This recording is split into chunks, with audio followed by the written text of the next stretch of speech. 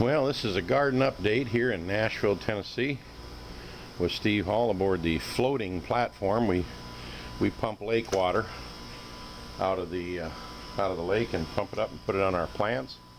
We got blackberries. We must have 5 quarts of blackberries in the freezer. And I'm going to make blackberry jam and stuff. And Sheila missed some over there too. When you look at a bunch of tomato plants like this, it looks like, well, they're not fruiting very much. Duh, look at all these tomatoes. And where are they? They're down inside the main body of the plant. I noticed that, I think she thought she got them all, but I see some down. Golly, I'm gonna have to get her out here. Look at these tomatoes. Nice, but these are kind of a, and I don't know why they're splitting like that. I don't know what causes that, if that's incorrect watering. I was gone on vacation for a while, and I don't think they got properly watered all the way through. And but I'm gonna have to call her back out because there is just mountains and mountains of tomatoes. You just cut that little bad spot out and it still eats up good.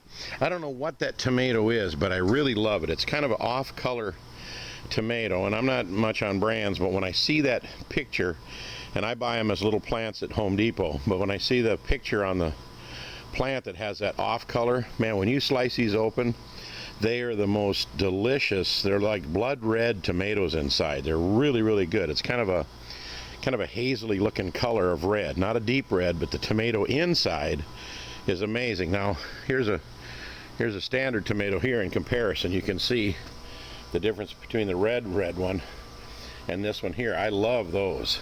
These are delicious too, don't get me wrong. I just love tomatoes in general. And any green tomatoes that fall off, I notice that one just fell off here. That's what created this video this morning, because I've got just clusters and clusters of tomatoes that are just barely hanging here. And you know, if you're a new tomato grower out there and these green tomatoes fall off, my goodness gracious, don't throw them away. Either slice them up and fry them as fried green tomatoes, and there's a lot of great recipes. Of course, you can use our Shotgun Red's catfish and crappie breading mix at shotgunredfoods.com, and that's delicious. But there's a grower here in town, a buddy of mine. He's got 500 tomato plants, and he goes down to farmers market and he sells way more. They pick all their tomatoes when they're green. They don't wait till any of them are red because they get spoilage. And he said, we sell way more green tomatoes than we sell red ones. And I guess people can take them home and you just set that on the kitchen counter and it'll ripen right up. And here's another tip for people that have a short growing season, like up in Alaska and stuff. I told a lady up there and she just kind of flipped out over it. Take some green tomatoes that are just ready to change. Here's an example. Here's one right here. Let me go ahead and pick it. That is not completely red on the vine yet. Well, their growing season is so short up there, it's hard for them to get tomatoes started and then get them to finish out before the end of the season. Take these and put about a dozen of them in a paper sack and take an apple. Slice the apple in half and lay it in there, and they'll just ripen up like ASAP.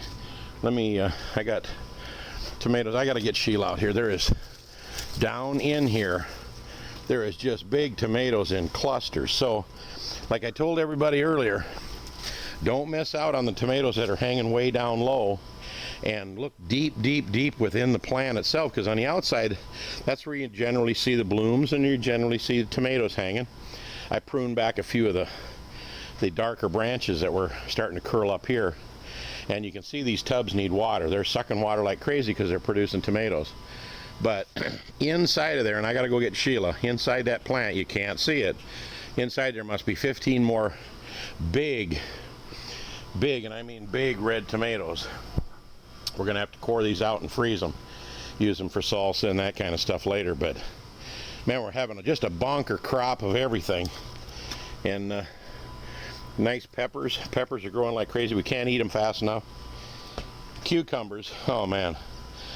We've ate them in salads. We got them pickling and sweet jack, because I like refrigerator pickles, sweet pickles. But everything is in a grow system from Larry Hall, my brother. You just type in Larry Hall rain gutter grow system in YouTube, you'll see all that.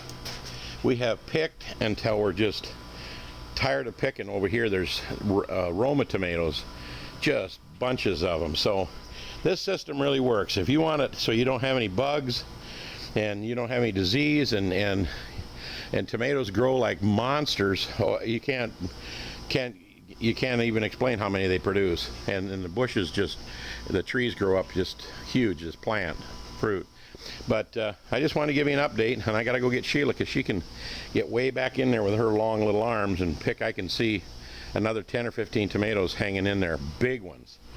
So this has been a garden update, just letting you know everything's going gangbusters here in Nashville, Tennessee. Get yourself one of them little 7-quart grow bags, so when the roots hit the grow bag, they air prune. Set them in a tub, fill it with water. There's float systems. There's all kinds of stuff, directions how to do all that stuff. You know, fill them half full of potting mix. Make sure it's mix. Never use dirt because it won't wick right. Potting mix, then about a cup of garden lime. Fill it up the top with mix. Dig a hole to put your plant in. Throw in a tablespoon of Epsom salts for the it's got something in it that's really good, but anyway, it makes the tomatoes grow like crazy. Yeah, you put one right alongside the other one that doesn't have Epsom salts, it'll outgrow it 2 to 1. But all that's at Larry Hall Rain Gutter Grow System, and he'll show you how to do that. And man, you can grow tomatoes on your porch. You don't need a garden. You don't have to dig holes in the ground, and they're easy to water. And the plant takes exactly how much water it needs. And right now it's saying, Steve, get off the camera and go get the hose and pump some water out of the lake and fill me up. So talk to you later. Steve Hall here in Nashville, Tennessee with an update for my rain gutter grow system here on the floating deck in Nashville, Tennessee. Bye-bye, everybody.